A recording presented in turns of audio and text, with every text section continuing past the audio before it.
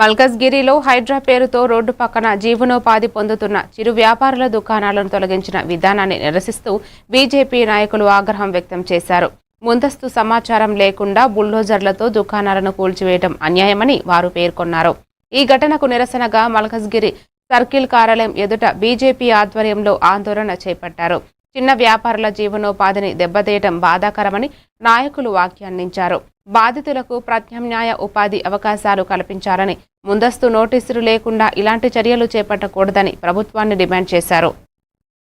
ఏదైతే మొన్న శనివారం రోజు రాష్ట్ర ప్రభుత్వం హైడ్రా పేరు మీద ఒక బూచిని చూపించి బిల్డర్లు తీసుకొచ్చి అన్యాయంగా, అక్రమంగా, ఆకస్మికంగా ఎటువంటి ఇన్ఫర్మేషన్ లేకుండా, కనీసం నోటీస్ ఇవ్వకుండా, ఏ విషయం చెప్పకుండా ఒకటేసారి మీద పడి, ఒక భూతం మీద పడ్డట్టుగా మీద పడి బుల్డోజర్ తీసుకొచ్చి ఈ చిరు వ్యాపారాన్ని మల్కాజ్గిరి మొత్తం కూడా ఖాళీ చేయించడం జరిగింది.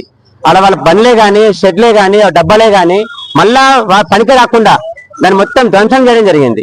మేమేమంటున్నాం అంటే, మీరల్ని కూర్చోడానికి హైడ్రా ఏర్పాటు చేసినట్టుగా సల్కం చెరువుల ఏదైతే ఓవైసీ బ్రదర్స్ కాలేజు ఇల్లీగల్ గా నడిపించుకుంటున్నారో మీరు ఫస్ట్ వాళ్ళకి నోటీస్ ఇచ్చారు. ఇప్పటిదాకా మీకు శాత కాలే రాష్ట్ర ప్రభుత్వానికి, రేవంత్ రెడ్డి ప్రభుత్వానికి.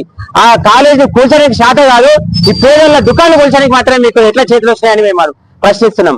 ఈ రకమైన వైఖరి రాష్ట్ర ప్రభుత్వంలో అందరూ కూడా గమనిస్తూనే ఉన్నారు. ఒకవైపేమో అటు ఉత్తరప్రదేశ్ కులుగా వీళ్ళ కోసం చివరి వరకు కూడా మేము నిలబడి పోరాడతాం. వెంటనే రాష్ట్ర ప్రభుత్వం దిగొచ్చి వీళ్ళకి న్యాయం జరిపించాలి. మా స్థానిక మాజీ ఎమ్మెల్యే గాని, మా స్థానిక ఎమ్మెల్యే గాని వెంటనే